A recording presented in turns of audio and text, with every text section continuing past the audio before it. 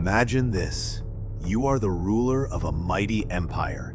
You have armies that obey your word, gold that fills your palace, and people who bow at your presence. Your name is feared across the land. But what if I told you that all of this power could crumble, not because of a stronger enemy, not because of a rebellion, but because of a mistake you made with your own palace? Yes, history records a shocking story. An emperor so powerful that even his enemies trembled at his name. Yet he ignored the ancient wisdom of Feng Shui. He laughed at the warnings of his advisors, thinking nothing could touch him. But what happened next? Strange signs appeared, unrest began, and in just a short time, his empire started collapsing before his very eyes. Today, I want to take you into this forgotten story, the story of an emperor who ignored Feng Shui and paid the ultimate price. Now, before we uncover what really happened to this emperor, let's pause a little. You see, Feng Shui was never just about rearranging chairs or painting walls a lucky color. In ancient China, Feng Shui was considered a science of power, wealth, and survival. Emperors relied on it to decide where to build their palaces, where to place their thrones, even where to bury their ancestors. Why? Because they believed that the flow of energy, what the Chinese called qi, could either protect their dynasty for generations or destroy it completely. That's why in the Forbidden City, nothing was random. Every gate, every courtyard, every hall, all of it was carefully aligned with Feng Shui principles. The emperor's seat, the north-south axis, the placement of water and mountains, everything was designed to hold power in balance. But here's where the story becomes shocking. The emperor we're talking about thought he was above these laws. He believed armies and gold were stronger than energy. He believed he could bend nature itself to his will. History proved him wrong. The emperor I'm talking about was no ordinary ruler. He was one of the most ambitious men in Chinese history. He believed his power was unstoppable, and he wanted to be remembered as greater than all who came before him. But here's the twist.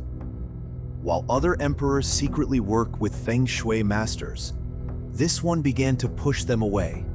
He saw their wisdom as a threat. Imagine that. The very knowledge that helped shape empires was now seen as dangerous. He ordered palaces to be built against natural Feng Shui alignments, rivers to be redirected, and sacred mountains to be cut through, all to prove that man's will was stronger than nature. At first, it looked like he was winning.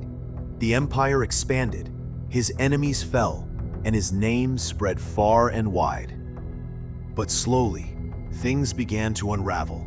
Strange signs appeared, crops failed, natural disasters struck. His people whispered that heaven itself was angry. And the more he fought against Feng Shui, the more chaotic his rule became. It was as if the energy of the land turned against him. When whispers spread that the emperor's fortune was slipping, he grew desperate. Instead of returning to harmony with Feng Shui, he went deeper into forbidden rituals. Ancient scrolls tell us that he summoned hidden masters of the craft, not the ones who worked openly with nature, but those who bent the rules for power. In secret chambers, strange ceremonies were performed. Precious stones were buried under palace floors, not to balance energy, but to trap it. Sacred symbols were carved into walls to draw in luck by force. It was no longer about flow, it was about control. But here's the mystery. These rituals vanished from history. Records were burned, scrolls destroyed, and the masters disappeared. Why? Some say the emperor erased it all so no one else could use it. Others believe the land itself rejected those secrets, swallowing them into legend. And yet, fragments remain, hidden in temples, whispered in old villages, scattered across Asia. Small hints that such forbidden Feng Shui once existed, and that maybe, just maybe, it still lingers today. Despite all the rituals, despite all the treasures buried in the earth, the emperor's fate could not be stopped. The very walls of his palace, built to lock in power, began to trap his spirit instead. Instead of harmony, there was chaos. Instead of wealth, there was fear. Rebellions broke out across the land. Crops failed, the rivers overflowed, and enemies grew stronger. The emperor, once surrounded by loyal followers, was now haunted by whispers that his fortune was cursed. Some claimed the imbalance he created through twisted Feng Shui had turned against him. And here is the most striking part. History shows us that his great dynasty collapsed not long after these rituals. All his attempts to control destiny ended in ruin. The forbidden Feng Shui he clung to, instead of lifting him up, brought his empire down. It's almost as if the universe itself said, "You cannot cheat balance. You cannot command energy. You must flow with it." Now, my friend, let's step away from the dusty palaces and forgotten tombs for a moment. What does all this mean for you today? The story of the emperor teaches us something powerful. Feng Shui is not about greed or forcing luck. It is about harmony. When we try to twist it only for power, wealth, or control, it slips through our fingers. But when we practice it with respect, aligning our homes, our minds, and our actions with natural flow, it truly supports us. Think about your own space. Is it peaceful? Do you feel balanced when you walk in? Or does it feel heavy, cluttered, maybe even restless? That feeling is energy. That is your personal Feng Shui speaking to you. The emperor lost everything because he ignored the deeper truth. Balance cannot be bought. It must be lived. And today, you and I can choose differently.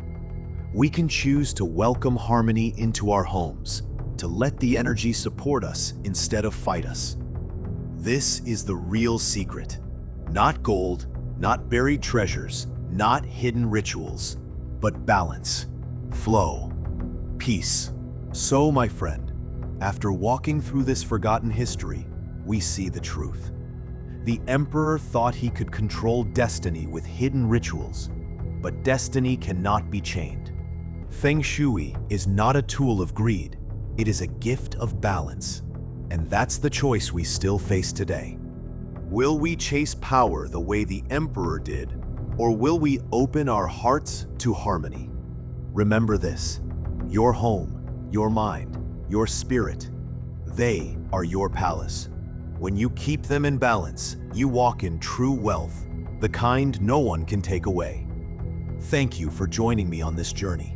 If this story touched you, share it with someone who also seeks hidden wisdom.